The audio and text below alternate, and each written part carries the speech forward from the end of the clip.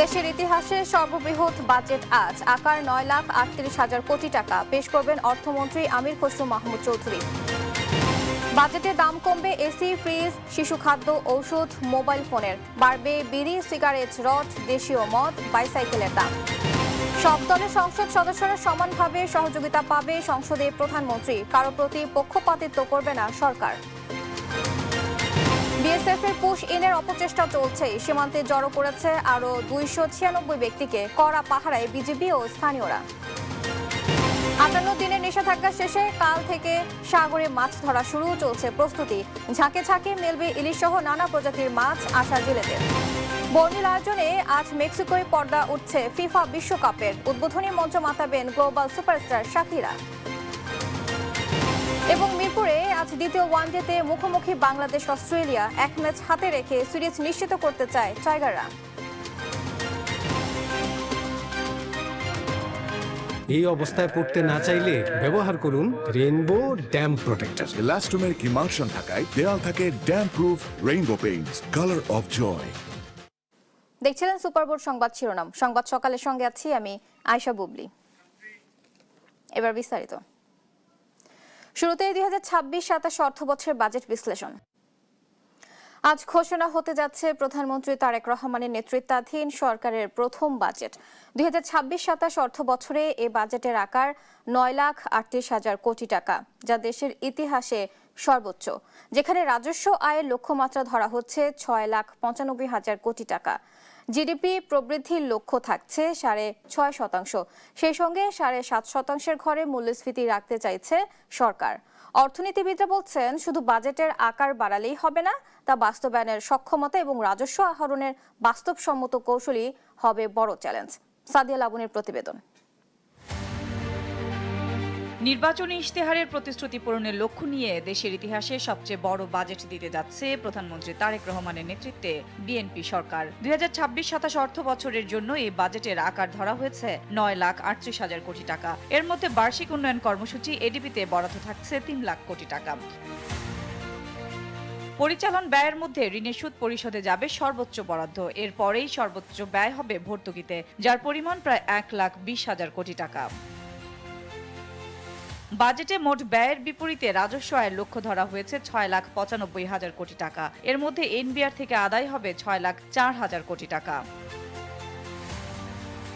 আসছে বাজেটে ব্যয় ও আয়ের ব্যবধান দাঁড়াচ্ছে 2,43,000 কোটি টাকা। এ ঘাটতি মেটাতে ব্যাংক ও বিদেশি ঋণের উপর মাত্রাতিরিক্ত নির্ভরতা বাড়বে, যা বাজেট বাস্তবায়নে বড় চ্যালেঞ্জ হয়ে দাঁড়াতে পারে বলে মনে করছেন অর্থনীতিবিদরা। সেই সঙ্গে সরকারকে সামলাতে হবে আন্তর্জাতিক উন্নয়ন সহযোগী সংস্থাগুলোর সংস্কার সংক্রান্ত চাপও। ব্যাংক বরোয়িং যেটা টার্গেট করছে, যদি বাজেট বাস্তবায়ন 80 ভাগেও রাখতে পারে, আমার ধারণা এইটার চেয়ে বড় অ্যামাউন্টই বরোয়িং যেতে হবে ব্যাংক বরোয়িংয়ে। কেননা রাজস্বের যে টার্গেট করেছে, এটা আমি খুব রিয়েলিস্টিক মনে করি না। রাজস্ব আগামী বছরেও রাজস্ব সংগ্রহ দুর্বলই থাকবে। হিস্টোরিক্যাল দুর্বলতা, রিফর্মের অভাব, কাঠামোগত সমস্যা, এগুলো তো আছেই। বাংলাদেশে এখন যেই অর্থনৈতিক পরিস্থিতি আছে, তাতে এই বাজেটে যেই লক্ষ্যমাত্রা রাখা হয়েছে তার অধিক ব্যাংক বোরোয়িংয়ে সরকারের যাওয়াটা ঠিক হবে না। ব্যাংক বোরোয়িংটাকে নিয়ন্ত্রিত রাখাটা এখন সরকারের জন্য গুরুত্বপূর্ণ। কয়েক বছর ধরেই ঊর্ধ্বমুখী দেশের মূল্যস্ফীতির পারদ। এই অবস্থায় আগামী অর্থবছরে মূল্যস্ফীতি 7.5% ঘরে রাখার লক্ষ্য সরকারের। সেই সঙ্গে বাড়ানো হচ্ছে সামাজিক নিরাপত্তা বেষ্টনীর আওতা। গুরুত্ব দেওয়া হচ্ছে ফ্যামিলি কার্ড আর কৃষক কার্ডের মতো কর্মসূচিগুলোতে। রাজনৈতিক সরকার, ইলেক্টেড গভর্নমেন্ট অনেক বড় ম্যান্ডেট নিয়ে আসছে, মানুষের অনেক প্রত্যাশা আছে। সুতরাং ওই তাদের ভোটার এবং সিটিজেনদের জন্য কিন্তু বিভিন্ন কিছু করতে হবে, বিশেষ করে low income, lower middle income, rural population. সেই জায়গায় হয়তো সোশ্যাল প্রোটেকশন বা এই যে ফ্যামিলি কার্ডের মতো যে ইনোভেটিভ অ্যাপ্রোচগুলো, সেগুলার দেখা যাবে যে সেগুলার একটা বড় ব্যবহার হচ্ছে। বাজেটে অর্থনৈতিক স্থিতিশীলতা ফিরিয়ে আনার পাশাপাশি বিনিয়োগ বাড়ানো এবং সামাজিক নিরাপত্তা কর্মসূচিকে আরও শক্তিশালী করতে বিশেষ গুরুত্ব দিচ্ছে সরকার। বাজেটে জিডিপি প্রবৃদ্ধির লক্ষ্যমাত্রা ধরা হচ্ছে 6.5%। একদিকে উচ্চ মূল্যস্ফীতি, অন্যদিকে রাজস্ব আদায়ের চ্যালেঞ্জ, সেই সাথে আছে বিনিয়োগ আর কর্মসংস্থান বাড়ানোর চাপ। এত সব চ্যালেঞ্জ সামনে নিয়েই ঘোষণা করা হচ্ছে 2026-27 অর্থ বছরের জাতীয় বাজেট। এই বাজেট সাধারণ মানুষের জীবনযাত্রায় স্বস্তি আনার পাশাপাশি কতটা গতি ফিরিয়ে আনতে পারে দেশের অর্থনীতিতে, সেটি এখন বড় প্রশ্ন। সাদিয়া লাবনী, দেশ টিভি, ঢাকা। ফ্রিডম নিয়ে এলো স্কুটি নাকি গোল্ড অফার। স্টিকারে থাকা কিউআর কোড স্ক্যান করে প্যাকের ভেতরের কোডটি দাও আর প্রশ্নের উত্তর দিয়ে জিতে নাও স্কুটি অথবা গোল্ড কয়েন। দেশীয় শিল্প সুরক্ষা, বিনিয়োগ বৃদ্ধি এবং কর্মসংস্থান সৃষ্টি সহ রপ্তানিতে উৎসাহ দিতে 2026-27 অর্থ বছরের বাজেটে কর ছাড়ের সঙ্গে থাকছে ভ্যাট ও শুল্ক কর ছাড়ের সুযোগ। সেই সঙ্গে জনগণকে মূল্যস্ফীতির চাপ থেকে স্বস্তি দিতে কৃষিসহ 7টি ভোগ্যপণ্যের উৎসে কর কমিয়ে 0.5% করা হতে পারে। এতে বিভিন্ন পণ্য ও সেবার দাম কম বেশি হবে। আরও জানাচ্ছেন আরাফাত ইসলাম। 2026-27 অর্থবছরের বাজেটে দেশীয় শিল্প সুরক্ষায় বড় ধরনের কর ছাড় ও শুল্ক সুবিধা দেওয়ার পরিকল্পনা করছে সরকার। এর ফলে দেশে উৎপাদিত অনেক পণ্যের দাম কমতে পারে, আবার আমদানি নির্ভর কিছু পণ্যের দাম বাড়বে। লাগামহীন মূল্যস্ফীতির চাপে দিশেহারা ভোক্তাদের কিছুটা স্বস্তি দিতে বাজেটে কৃষি সহ 60টি ভোগ্য পণ্যের উৎসে কর কমিয়ে 0.5% করতে যাচ্ছে সরকার। এতে ধান, চাল, গম ও ভোজ্য তেল সহ বেশ কিছু নিত্যপণ্যের দাম কমতে পারে। বৈশ্বিক জ্বালানি বাজারের অস্থিরতার কারণে নতুন অর্থবছরের শুল্ক ছাড়ের বড় অংশ নবায়নযোগ্য জ্বালানি খাতে দেয়া হতে পারে। এজন্য সৌর বিদ্যুৎ ও বৈদ্যুতিক গাড়ি খাতে বড় ধরনের কর ছাড় ও প্রণোদনা দেওয়ার পরিকল্পনা করছে সরকার। এতে কমতে পারে ইলেকট্রিক গাড়ি ও ই-বাইকের দাম। দেশীয় ইলেকট্রনিক্স পণ্যের বাজার সম্প্রসারণে বাজেটে কর ছাড় সুবিধা 2030 থেকে 2035 সাল পর্যন্ত বাড়ানো হতে পারে। এতে কমতে পারে টিভি, ফ্রিজ, এসি সহ দেশে উৎপাদিত ইলেকট্রনিক্স পণ্যের দাম। এছাড়া দেশে তৈরি ল্যাপটপ, কম্পিউটার, মনিটর সহ মোবাইল ফোনের দাম কমতে পারে। এদিকে সরকারের ক্রিয়েটিভ ইকোনমির অংশ হিসেবে বিভিন্ন বাদ্যযন্ত্র আমদানিতে শুল্ক কর প্রত্যাহার হতে পারে। এতে দেশের বাজারে থাকা বাদ্যযন্ত্রের দাম কমতে পারে। Lipstick, lotion, face cream, face wash আমদানিতে কেজি প্রতি শুল্ক কমিয়ে $7 করা হতে পারে। এতে কমতে পারে এসব প্রসাধনী সামগ্রীর দাম।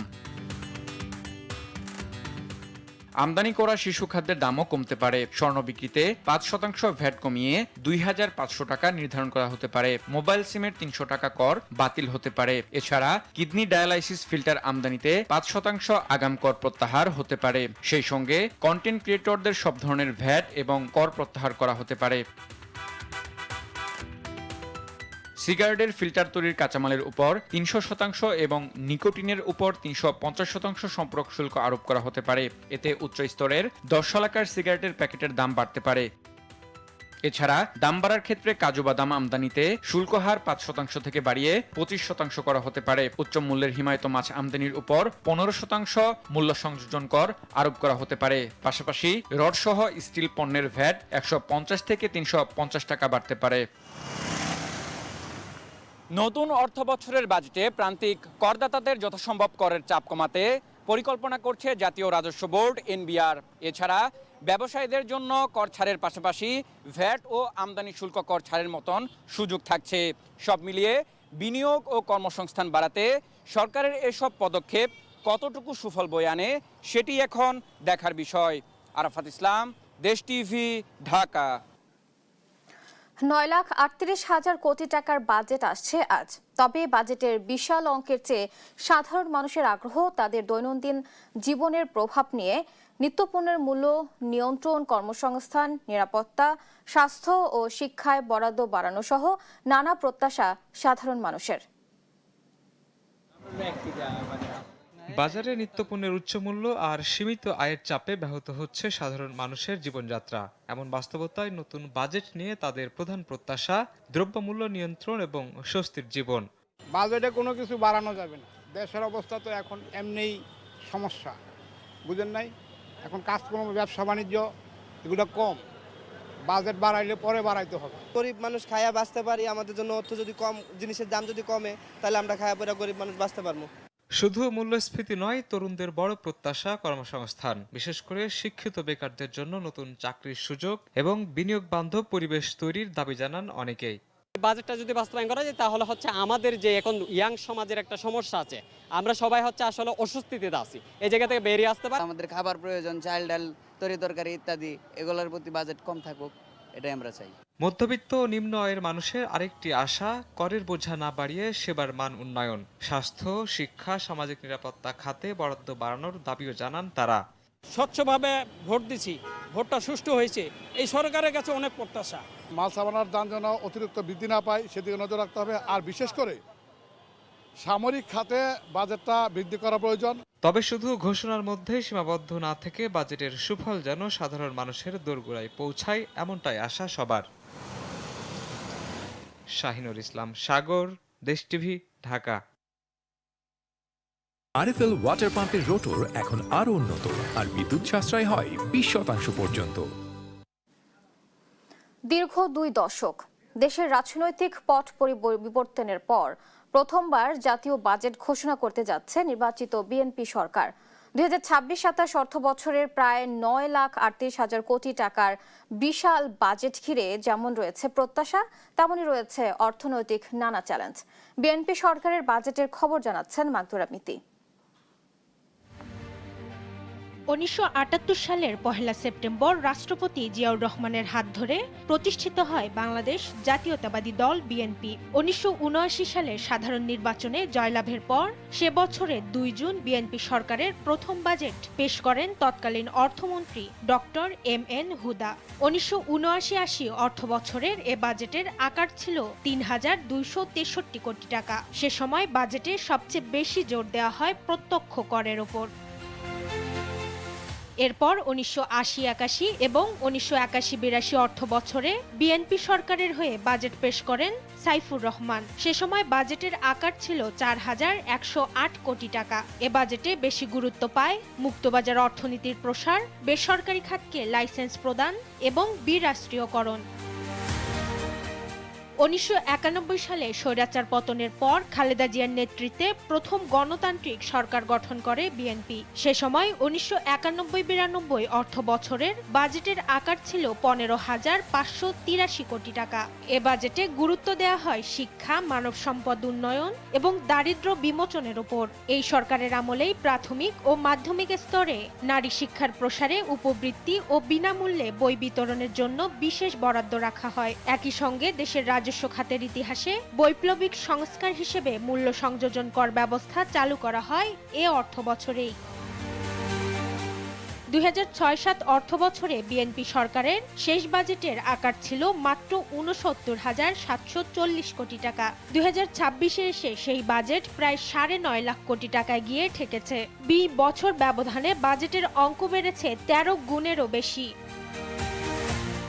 1979 সালে বিএনপি সরকারের 3,263 কোটি টাকার বাজেট 2026 সালে দাঁড়িয়েছে প্রায় 9,38,000 কোটি টাকা। তবে অতীতের সেই আর্থিক শৃঙ্খলা ও উন্নয়নমুখী ধারার সঙ্গে বর্তমানের উচ্চ মূল্যস্ফীতি ও ডলার সংকটের চ্যালেঞ্জ কিভাবে মোকাবেলা করবে বর্তমান সরকার, সেটি এখন দেখার বিষয়। মাগদুরা মিতি, দেশ টিভি, ঢাকা। সরকারি দল কিংবা বিরোধী সরকারের পক্ষ থেকে যে কোনো সহযোগিতা সব দলের সংসদ সদস্যদের সমানভাবে পৌঁছে দেওয়া হবে। সরকার কারো প্রতি পক্ষপাতিত্ব করবে না বলে সাফ জানিয়েছেন প্রধানমন্ত্রী তারেক রহমান। নিজ এলাকার উন্নয়নে সব দলের সংরক্ষিত নারী আসনের সংসদ সদস্য সরাসরি প্রধানমন্ত্রীর সঙ্গে যোগাযোগ করতে পারবে বলেও জানান তিনি। দুর্নীতিমুক্ত থেকে স্বচ্ছ ও জবাবদিহিতামূলক সেবা প্রদানে বিভাগীয় কমিশনার ও জেলা প্রশাসকদের কঠোর নির্দেশনাও দিয়েছেন সরকার প্রধান। জাতীয় সংসদ ভবনের বাজেট অধিবেশনের চতুর্থ দিন শুরু হয় প্রধানমন্ত্রী তারেক রহমানের প্রশ্নোত্তর পর্বের মধ্য দিয়ে। আপনাকে ধন্যবাদ। সংসদ সদস্যের প্রশ্নের জবাবে প্রধানমন্ত্রী বলেন, জনগণের হয়রানি কমাতে শিগগিরই সরকারি সেবা প্রদান ডিজিটালাইজেশন করা হবে। স্বচ্ছ ও জবাবদিহিতামূলক সেবা নিশ্চিতে বিভাগীয় কমিশনার ও জেলা প্রশাসকদের দুর্নীতি প্রতিরোধে কঠোরভাবে নির্দেশনা দেন। বিভিন্ন সময় প্রশাসনিক দফতরগুলোতে সাধারণ মানুষ বিভিন্নভাবে অনেক সময় হয়রানির শিকার হয়। এই হয়রানি মুক্ত করার জন্য একই সাথে এগুলো যাতে অ্যাকাউন্টেবল বা স্বচ্ছ রাখা যায় সে ব্যাপারেও কঠোর নির্দেশনা দেওয়া হয়েছে। বিনা সংকোচে যে কোনো দলের সংরক্ষিত আসনের নারী সংসদ সদস্য পরামর্শ নিতে সরাসরি যোগাযোগ করতে পারবেন প্রধানমন্ত্রীর সঙ্গে। আপনার এলাকার যদি কোনো উন্নয়নের কোনো বিষয় যদি আমার সহযোগিতা করার কিছু থেকে জানাবেন, আমি সরাসরি আপনাকে সহযোগিতার চেষ্টা করব। দলমত নির্বিশেষে সকল সংসদ সদস্যের কাছে সরকারি সেবা পৌঁছে যাবে, কারো প্রতি পক্ষপাতিত্ব করা হবে না বলেও জানান সরকার প্রধান। বর্তমান সরকার দেশের সম উন্নয়নে বিশ্বাস করে।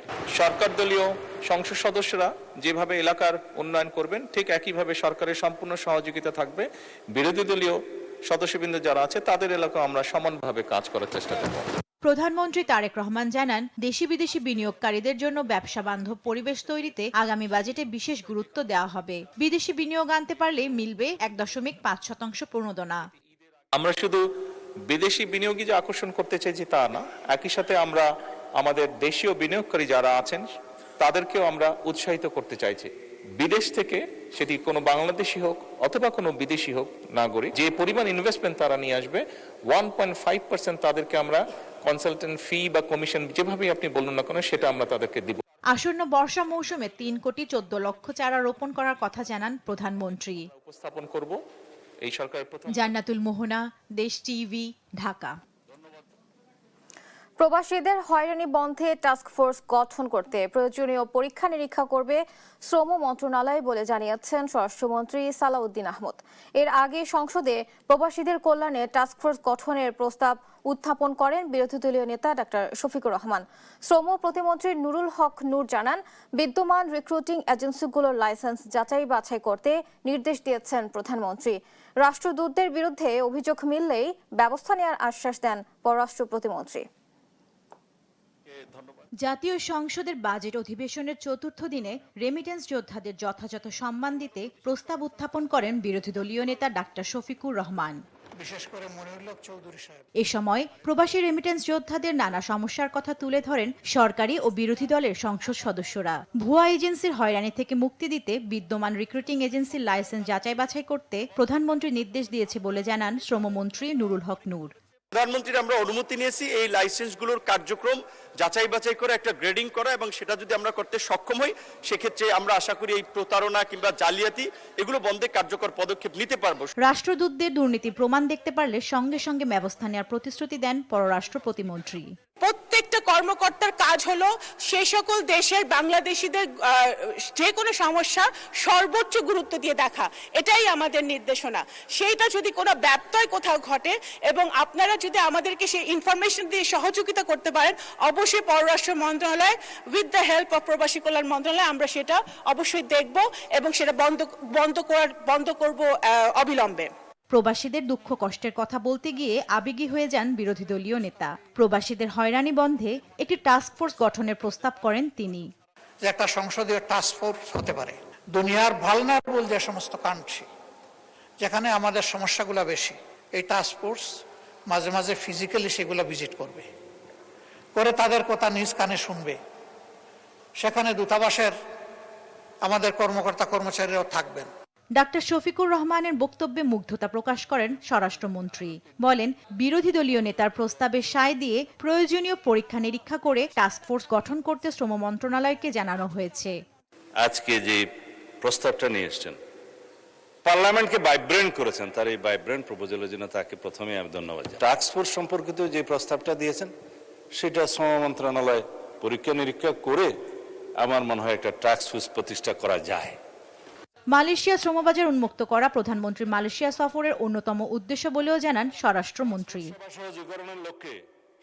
জান্নাতুল মোহনা, দেশ টিভি, ঢাকা। বাধার মুখে একের পর এক ব্যর্থ হচ্ছে বিএসএফ এর পুশিন চেষ্টা। এর মধ্যে অন্তত 53টি পুশিনের ঘটনা রুখে দিয়েছে বিজেপি। রূপপুর অঞ্চলে এক সপ্তাহে 330 জনের বেশি মানুষকে পুশ ইনের চেষ্টা করে বিএসএফ।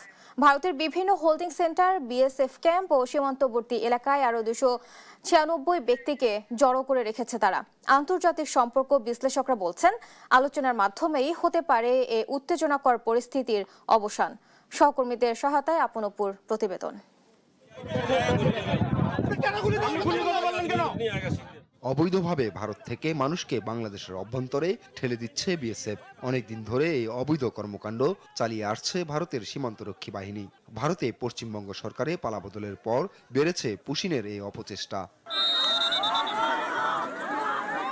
এ সময়ে যশোর অঞ্চলে 14টি, রংপুরে 29টি, সরাইলে 9টি ও কক্সবাজার অঞ্চলে 1টি পুশিনের অপচেষ্টা রুখে দিয়েছে বিজিবি।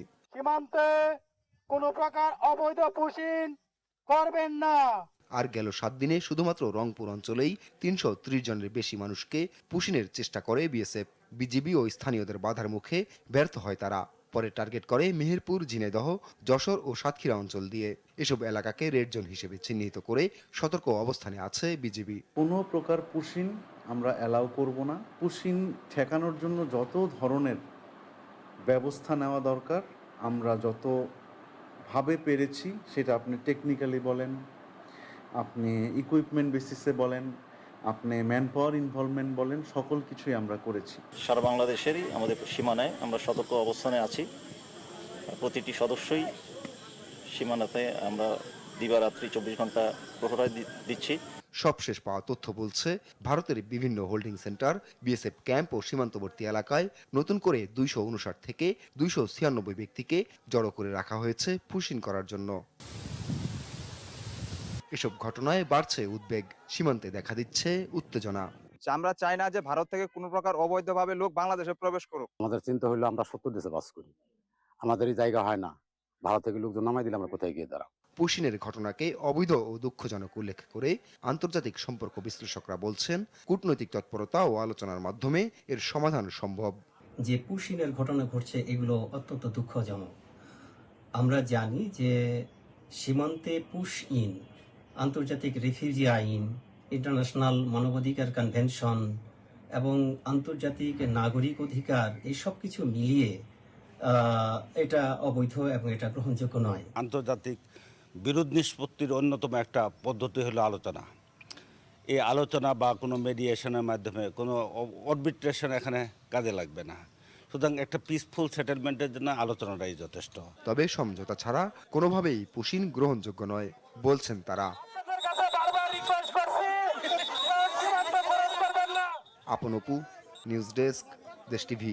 ভারত থেকে অবৈধভাবে বাংলাদেশে অনুপ্রবেশের চেষ্টা ঠেকাতে সীমান্ত জুড়ে বাড়ানো হয়েছে টহল ও নজরদারি। এছাড়া যে কোনো পরিস্থিতি মোকাবেলায় প্রস্তুত রয়েছে বিজিবি। এ নিয়ে আরও জানাতে লালমনিরহাট থেকে যুক্ত হচ্ছেন আমাদের সহকর্মী জামাল বাদশাহ। বাদশাহ, আপনি জানাবেন যে আসলে সীমান্তের বর্তমান পরিস্থিতি কি এবং নতুন করে অনুপ্রবেশের চেষ্টা হয়েছে কিনা? লালমনিরহাটের বর্তমান সীমান্ত পরিস্থিতি একেবারে স্বাভাবিক, তবে ভারতের বিএসএফ অনুপ্রবেশ করানোর চেষ্টা কিন্তু অব্যাহত রেখেছে। গতকাল রাত 12টার দিকেও কিন্তু লালমনিরহাটের কালীগঞ্জ উপজেলার খামারভাতি সীমান্তের ওপারে বিএসএফ কয়েকটি গাড়ি নিয়ে লোকজনকে নিয়ে এসেছিল বলে সীমান্তের এপারে মানুষজন দেখতে পায় এবং বিজিবিকে খবর দেয়। বিজিবি এবং এলাকার বাসিন্দারা কিন্তু সীমান্তে অবস্থান নেওয়ার পরে ভারতের সীমান্ত থেকে ভারতীয় বিএসএফ আবার তাদের গাড়ি সরিয়ে নেয় এবং এই ধরনের চেষ্টা কিন্তু গত 5 জুন থেকে অব্যাহত রেখেছে এবং 5 জুনে একই সাথে জেলার 3টি সীমান্ত এলাকার 5টি সীমান্তের পয়েন্ট দিয়ে কিন্তু 33 জনকে একসাথে পুশিং করার চেষ্টা করে। তারপরের দিন লালমনিরহাটের পাটগ্রাম উপজেলার শ্রীরামপুর দিয়ে একজনকে পুশিং করার চেষ্টা করে এবং তারপরের দিন লালমনিরহাটের আদিতমারি উপজেলা অর্থাৎ 8 জুন কিন্তু লালমনিরহাটের আদিতমারি উপজেলার দুর্গাপুর দিগলটারি সীমান্ত দিয়ে একসাথে 40 থেকে 50 জনকে পুশিংয়ের চেষ্টা করে ভারতীয় বিএসএফ। তবে এ পর্যন্ত এই 5 জুন থেকে এ পর্যন্ত যে দফায় দফায় বিএসএফ এর পুশিংয়ের চেষ্টা লালমনিরহাট সীমান্ত দিয়ে, সেটি কিন্তু তারা ব্যর্থ হয়েছে। ব্যর্থর কারণ হিসেবে কিন্তু বাংলাদেশ বর্ডার গার্ডের যে সদস্যরা রয়েছেন এবং সীমান্ত এলাকার বাসিন্দা রয়েছেন তাদের সরব উপস্থিতি এবং তাদের যে শক্ত অবস্থান, এর কারণেই কিন্তু ভারতীয় বিএসএফরা ব্যর্থ হয়েছেন। আমরা রয়েছি লালমনিরহাটের দুর্গাপুর দিগলটারি সীমান্তে। এই সীমান্তে কিন্তু আজকে সকালবেলাও ভারতের বিএসএফরা তাদের সীমান্ত এলাকায় কয়েকজন লোক নিয়ে ঘোরাঘুরি করেছেন এবং এই সীমান্তের বাংলাদেশের মানুষজন দেখেছেন এবং বিষয়টি বিজিবিকে অবগত করলে বিজিবি কিন্তু এরই মধ্যে টহল জোরদার করেছেন।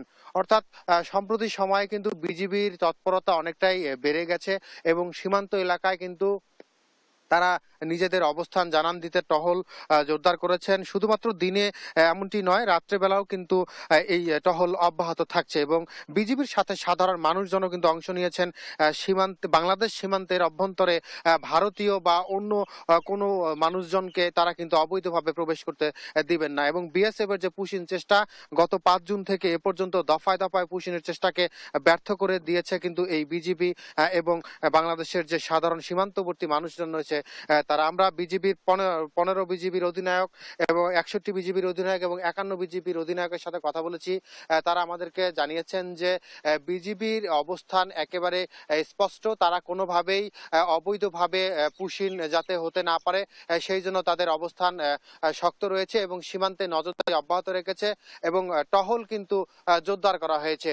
তবে বর্তমানে সীমান্তের পরিস্থিতি কিন্তু লালমনিরহাটে শান্ত রয়েছে এবং স্বাভাবিক রয়েছে। সীমান্তের টহল জোরদার করা হলেও মানুষজনও কিন্তু বিজিবির সাথে সতর্ক অবস্থানে রয়েছে। প্রয়োজনেই সে বিজিবির সাথে তারা সীমান্তে অবস্থান নিচ্ছে। এই ছিল লালমনিরহাটের সীমান্তে পুশিন নিয়ে সর্বশেষ খবর। জামাল, আপনাকে ধন্যবাদ। দর্শক, একই বিষয়ে জানতে জামালপুরে চলে যাচ্ছে, সেখানে আছেন আমাদের আরেক সহকর্মী রিয়াদ। রিয়াদ, সীমান্তের বর্তমান পরিস্থিতি কেমন দেখছেন এবং নতুন করে অনুপ্রবেশের চেষ্টা হয়েছে কিনা এই বিষয়ে আপনার কাছে কি তথ্য আছে জানাবেন।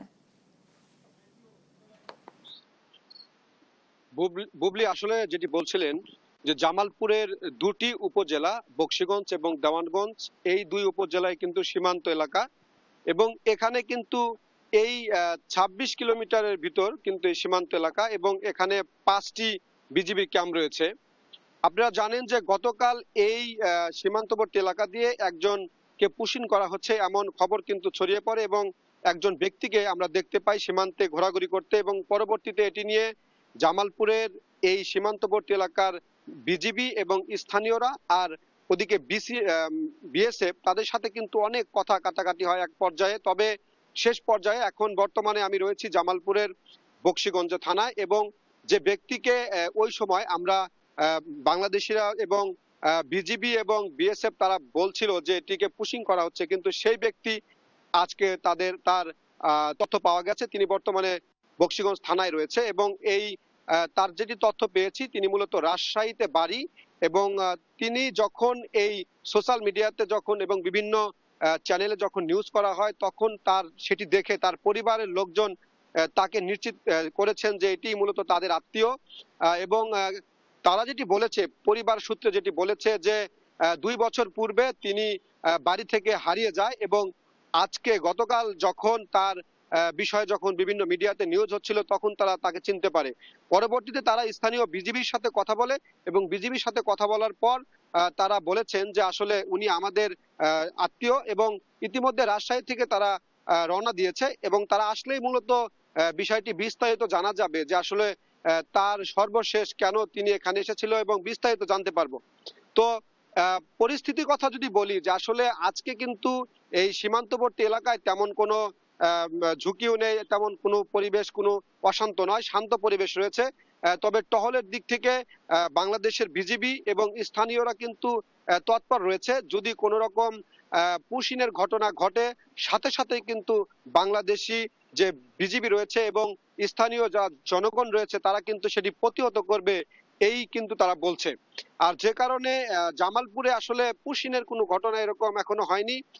যে ব্যক্তিকে নিয়ে ঝামেলা ছিল সেটি বাংলাদেশের বলে আমরা জানতে পেরেছি। আসলে এই ছিল জামালপুর থেকে পুশিনের সর্বশেষ খবর। বুবলি, দর্শক, সীমান্তের বর্তমান পরিস্থিতি জানাচ্ছিলেন আমাদের সহকর্মী রিয়াদ। যশোরের নতুন উপশহর এলাকায় জাতীয় গৃহায়ন কর্তৃপক্ষের উচ্ছেদ অভিযানকে ঘিরে ঘুষ, বাণিজ্য, ক্ষমতার অপব্যবহার ও প্রতিহিংসার অভিযোগ উঠেছে প্রশাসনিক কর্মকর্তা ইমাদুল ইসলাম তুহিনের বিরুদ্ধে। ভুক্তভোগীদের দাবি মোটা অঙ্কের অর্থ না দেওয়ায় 4 শতাধিক ঘরবাড়ি ও ব্যবসা প্রতিষ্ঠান গুড়িয়ে দেওয়া হয়েছে। এই কর্মকর্তা অনেকের কাছ থেকে হাতিয়ে নিয়েছেন লাখ লাখ টাকা। কয়েকদিন চেষ্টা করেও ধূর্ত এই কর্মকর্তার দেখা মেলেনি। গত 10 ও 11 মে যশোর নতুন উপশহর, বাবলতলা ও ঢাকা রোড এলাকায় উচ্ছেদ অভিযান চালায় গৃহায়ন কর্তৃপক্ষ। সংস্থাটির দাবি প্রায় 5 একর সরকারি জমি উদ্ধার করা হয়েছে। তবে ক্ষতিগ্রস্তদের অভিযোগ, পুনর্বাসনের ব্যবস্থা না করে উচ্ছেদের আগের রাতে নামমাত্র মাইকিং করে পরদিন সকালে ভাঙচুর শুরু হয়। মুহূর্তেই খোলা আকাশের নিচে ঠাঁই হয় 4 শতাধিক পরিবারের। উচ্ছেদের আগে কিছু পরিবারের কাছে মোটা অঙ্কের অর্থ দাবির অভিযোগ উঠেছে গৃহায়ন কর্তৃপক্ষের প্রশাসনিক কর্মকর্তা ইমাদুল ইসলাম তুহিনের বিরুদ্ধে। ইমদাদুল হক তুহিন, সে মূলত আমার কাছে ঘুষ চাইছে। ঘুষের আমি 30 লাখ টাকা দেইনি বলে আজকে আমার এই ক্ষতি সে করেছে। কেন ভাঙলো আমি জানি না, আমার কোনো নোটিশও দেয়নি, কোনো হাউজিং টাকাও পাবে না, আমার জমির টাকা শোধ।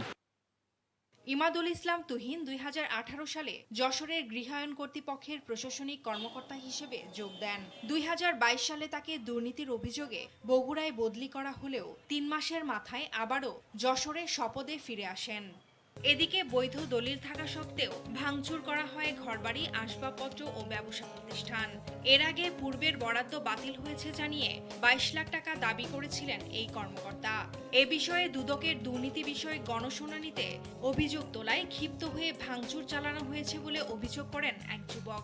ইমাদুল ইসলাম তুহিন আমার কাছে 22 লক্ষ টাকা দাবি করে আমাদের বাড়ি ভাঙচুর করছে। প্রথমে সিসি ক্যামেরা ভাঙছে, আলমারি ভেঙে কাগজপত্র নিয়ে গেছে, স্বর্ণ অলংকার নিয়ে গেছে, টাকা নিয়ে গেছে। ওনারা এক হিসেবে এটা আমি মনে করি ডাকাতি করছে। এই কর্মকর্তার বিরুদ্ধে উপশহর ইউনিয়ন এলাকার চৌকিদার পল্লীর 12টি পরিবারের কাছ থেকে 70 লাখ টাকা নেয়ার অভিযোগও আছে। ভুক্তভোগীরা বলছেন, বর্তমান আবাসস্থল স্থায়ীকরণের আশ্বাসে টাকা দিলেও তাদের ঘরবাড়িতে বুলডোজার চালানো হয়। ওনার ফ্ল্যাট রয়েছে 1 নম্বর সেক্টরে এবং 10 তলা বিল্ডিং এ তার ফ্ল্যাট আছে। হাদিস সরকারের আমলে বালি উত্তোলন করেছিল, সারা পৃথিবীর লোক জানে। এনজিও থেকে লোন তুলে আমরা তাকে 70 লক্ষ টাকা দিলাম, আমরা 4 জন। সে তোলের গতি এত দ্রুত ভাঙলো আমাদের বাসাগুলো, আমরা মাল সামান কিছু বের করতে পারিনি। এছাড়া অবৈধ সম্পদ অর্জন, গৃহায়নের গাছ কেটে বিক্রি, অবৈধ বালি উত্তোলন সহ নানা অনিয়মের অভিযোগ ইমদাদুল ইসলামের বিরুদ্ধে। অবৈধ অর্থে 1 নং সেক্টরে 5 কাঠা জমির ওপর করেছেন প্রাচীর বেষ্টিত বিশালাকার বাড়ি। গৃহায়ন কর্তৃপক্ষের 10 তলা ভবনেও তার নামে ফ্ল্যাট রয়েছে। প্রভাব খাটিয়ে বরিশাল বিশ্ববিদ্যালয়ের পাশে তিনি 5 শতকের একটি প্লটও বাগিয়েছেন বলে অভিযোগ উঠেছে। সাংবাদিকদের উপস্থিতি টের পেয়ে সটকে পড়েন এই কর্মকর্তা। মুঠোফোন বন্ধ রেখে নানা অজুহাতে আত্মগোপনে রয়েছেন তিনি। পরে হোয়াটসঅ্যাপে তাকে পাওয়া গেলেও এ বিষয়ে কোনো মন্তব্য করেননি। সাংবাদিকতার বিষয় থাকে বা অফিসের কোনো বক্তব্যের বিষয় থাকে, সেক্ষেত্রে আসলে আমি বক্তব্য দেওয়ার জন্য এন্টাইটেল না, বুঝতে পারছেন। এর আগে গত 17 মে প্রশ্নবিদ্ধ উচ্ছেদ অভিযান ও প্রশাসনিক কর্মকর্তার অনিয়মের ব্যাপারে বক্তব্য নিতে গেলে গৃহায়ণ কর্তৃপক্ষের নির্বাহী প্রকৌশলী তাতে বাদ সাধেন। এই সুযোগটাই কাজে লাগাচ্ছেন ইমাদুল ইসলাম তুহিন। মনোযোগ ঘোরায়, তার সাথে আপনি কথা বলে যে তথ্য লাগবে উনি আপনাকে দিবেন। তাছাড়া আমাদের কোনো অফিসার মিডিয়ায় কোনো বক্তব্য দেওয়ার সুযোগ নেই। অপরদিকে উচ্ছেদের শিকার বাসিন্দাদের অভিযোগ উড়িয়ে দিয়ে নির্বাহী প্রকৌশলীর দাবি, মেয়াদ শেষ হওয়ায় উচ্ছেদ অভিযান পরিচালিত হয়েছে এবং 5 একর জমি উদ্ধার করা হয়েছে। বলেন, অভিযানের ব্যয়ও ম্যানেজ করতে হয় গৃহায়ণ কর্তৃপক্ষের। উচ্ছেদের সাথে সংশ্লিষ্ট আমরা যারা থাকি, এটা আমরা নোটিশ দিয়েছি, মাইকিং করতেছি। এই ধরনের অভিযানটা আমরা সীমিত খরচ পাই, আমাদেরকে ম্যানেজ করে নিতে হয়। অভিযোগ পাল্টা অভিযোগের মাঝে ঘরহারা পরিবারগুলোর মাথা গোঁজার ঠাঁই ফিরিয়ে দেয়া এবং তদন্ত করে গৃহায়ণ কর্তৃপক্ষের প্রশাসনিক কর্মকর্তার বিচারের দাবি স্থানীয়দের। ফারজানা আফরোজ টুম্পা, নিউজ ডেস্ক, দেশ টিভি। লোডশেডিং কিংবা তীব্র গরমে ওয়ালটন রিচার্জেবল ফ্যান থাকলে থাকবে শুধু বাতাস আর বাতাস। সাগরে মাছ ধরার উপর টানা 58 দিনের সরকারি নিষেধাজ্ঞা শেষ হচ্ছে আজ। দীর্ঘদিন অপেক্ষার পর আবারও সাগরে নামার প্রস্তুতি নিচ্ছেন উপকূলের জেলেরা। জাল মেরামত, ট্রলার প্রস্তুত সহ শেষ মুহূর্তের ব্যস্ততায় সময় পার করছেন তারা। সংশ্লিষ্টদের আশা, ভারতের সঙ্গে মিল রেখে নিষেধাজ্ঞা কার্যকর করায় এবার সাগরে ঝাঁকে ঝাঁকে ইলিশ সহ নানা প্রজাতির মাছ মিলবে। পিরোজপুরের বিভিন্ন ঘাটে সারিবদ্ধভাবে নোঙর করে রাখা হয়েছে মাছ ধরার ট্রলার। মৎস্য অবতরণ কেন্দ্রগুলো এখনো অনেকটাই নীরব, তবে জেলেদের ব্যস্ততা থেমে নেই। কেউ পুরনো জাল মেরামত করছেন, কেউ নতুন জাল প্রস্তুত করছেন, আবার কেউ ট্রলারের ইঞ্জিন ও প্রয়োজনীয় সরঞ্জাম পরীক্ষা করে নিচ্ছেন। নিষেধাজ্ঞা শেষ হলেই সাগরে পাড়ি জমাবেন তারা। গত প্রায় 2 মাস সাগরে ইলিশ সহ সামুদ্রিক মাছের বংশবিস্তার, উৎপাদন ও সামুদ্রিক জীববৈচিত্র্য সংরক্ষণের লক্ষ্যে মাছ ধরা বন্ধ থাকায় অনেক জেলে পরিবারগুলোকে আর্থিক সংকটে পড়তে হয়েছে। তবুও সামুদ্রিক মাছের নিরাপত্তা প্রজননের স্বার্থে সরকারি নির্দেশনা মেনে চলেছেন তারা। এখন নিষেধাজ্ঞা শেষ হওয়ায় নতুন স্বপ্ন দেখছেন জেলেরা। তাদের প্রত্যাশা, এবার সাগর থেকে ফিরবেন ভরা ট্রলার নিয়ে। আমাদের প্রস্তুতি নিচ্ছে, আমাদের জেলেরা সাগরে যাবে মাছ ধরতে। গত বছরও 60 দিনের পরে যাই আমরা কাঙ্ক্ষিত মাছ পাইনি, এবছরও কি হবে উপরওয়ালাই জানে। তবে সাগরে ট্রলিং জাহাজ যদি বন্ধ হয়, আমি মনে করি আমাদের মাছের আর অভাব হবে না। আশা করি ইনশাল্লাহ মাছ পোনা পাবো। আমরা দেনাপানা হয়েছে এগুলো কাটতে যাবে, এই মাছ পোনা পাইলে অনেক উপকৃত হব আমরা জেলেরা। বুঝতে পারলে আমরা মনটা খুশি থাকবে, যদি না পাই আল্লাহ ছাড়া কেউ জানি। পার্শ্ববর্তী দেশ ভারতের সঙ্গে মিল রেখে মাছ ধরার নিষেধাজ্ঞা দেয়ায় এবছর ভালো পরিমাণের মাছ মিলবে বলে জানান মৎস্য কর্মকর্তা। নিষেধাজ্ঞা 11 জুন সম্পন্ন শেষ হবে, এরপরে তারা জেলেরা সকল প্রস্তুতি তাদের সম্পন্ন, তারা জেলেরা নিষেধাজ্ঞা শেষে ব্রিডিং পিরিয়ড শেষ হওয়ার হলে সাগরে পর্যাপ্ত পরিমাণে ইলিশ সহ বিভিন্ন রকম মাছের প্রাচুর্য দেখা দেবে বলে আমরা মনে করি এবং তারা ভরপুর মাছ পাবে। 58 দিনের বিরতির পর আবারও প্রাণ ফিরে পেতে যাচ্ছে উপকূলের মৎস্য ঘাটগুলো। জেলেদের আশা, নিষেধাজ্ঞা চলাকালীন সময় তাদের যে ক্ষতি হয়েছে তার পুরোটাই তারা এবার কাটিয়ে উঠতে পারবে। শর্মিলা কেয়া, নিউজ ডেস্ক, দেশ টিভি। ইরানে আবারও হামলা চালিয়েছে যুক্তরাষ্ট্র। বুধবার ইরানে নতুন করে হামলার হুমকি দিয়েছিলেন মার্কিন প্রেসিডেন্ট। এরপরই বন্দর আব্বাস সহ ইরানের বেশ কয়েকটি শহরে হামলা চালিয়েছে মার্কিন সেন্ট্রাল কমান্ড। এর প্রেক্ষিতে হরমুজ প্রণালী আবারও বন্ধ করে দিয়েছে ইরান। সঙ্গে অঞ্চলটিতে থাকা 18টি মার্কিন ঘাঁটিতে হামলার দাবি আইআরজিসির। ক্রমাগত আরো খারাপের দিকে যাচ্ছে মধ্যপ্রাচ্যের যুদ্ধ পরিস্থিতি। বৃহস্পতিবার মার্কিন সামরিক বাহিনী ইরানের নতুন করে হামলা চালালে পরিস্থিতি দ্রুত অবনতির দিকে যায়। বন্দর আব্বাস সহ ইরানের কয়েকটি শহরে বিস্ফোরণের শব্দ শোনা গেছে। রাজধানী তেহরানের পশ্চিমাঞ্চলে আকাশ প্রতিরক্ষা ব্যবস্থা সক্রিয় করা হয়েছে। হামলার পরিপ্রেক্ষিতে হরমুজ প্রণালী আবারও বন্ধ করে দিয়েছে ইরান। আইআরজিসি হরমুজ প্রণালী দিয়ে তেলবাহী ট্যাঙ্কার ও বাণিজ্যিক জাহাজ সহ সব ধরনের নৌযান চলাচল বন্ধের নির্দেশ দিয়েছে। এই নির্দেশ লঙ্ঘন করলে নৌযানকে লক্ষ্যবস্তু করা হবে বলেও সতর্ক করেছে। এছাড়া অঞ্চলটিতে মার্কিন বাহিনী মোতায়েন থাকা 18টি ঘাঁটির গুরুত্বপূর্ণ স্থাপনায় হামলা চালানোর দাবি করেছে আইআরজিসি। এদিকে মার্কিন হামলার পরপরই ইরান পাল্টা ব্যবস্থা হিসেবে হরমুজ প্রণালী দিয়ে চলাচলকারী দুটি জাহাজে আঘাত হেনেছে। আইআরজিসি এই হামলার কথা জানালেও সেন্টকম এই দাবি নাকচ করেছে। মার্কিন প্রেসিডেন্ট ডোনাল্ড ট্রাম্প জানিয়েছেন ইরানি কর্মকর্তারা সরাসরি তার সঙ্গে যোগাযোগ করেছেন এবং হামলা বন্ধ করার অনুরোধ জানিয়েছেন। তবে ট্রাম্পের এই দাবিকে সম্পূর্ণ মিথ্যা ও ভিত্তিহীন বলে উড়িয়ে দিয়েছে ইরান। ইরানের প্রেসিডেন্ট মাসুদ পেজেশকিয়ান জানিয়েছেন ইরান কোনো ধরনের হামলার হুমকির মুখে মাথা নত করবে না। অন্যদিকে মার্কিন প্রতিরক্ষা সচিব পিট হেগসেথ হুঁশিয়ারি দিয়ে বলেন ইরান আলোচনার সুযোগ হাতছাড়া করেছে এবং তাদের গুরুত্বপূর্ণ স্থাপনাগুলোতে হামলা অব্যাহত থাকবে।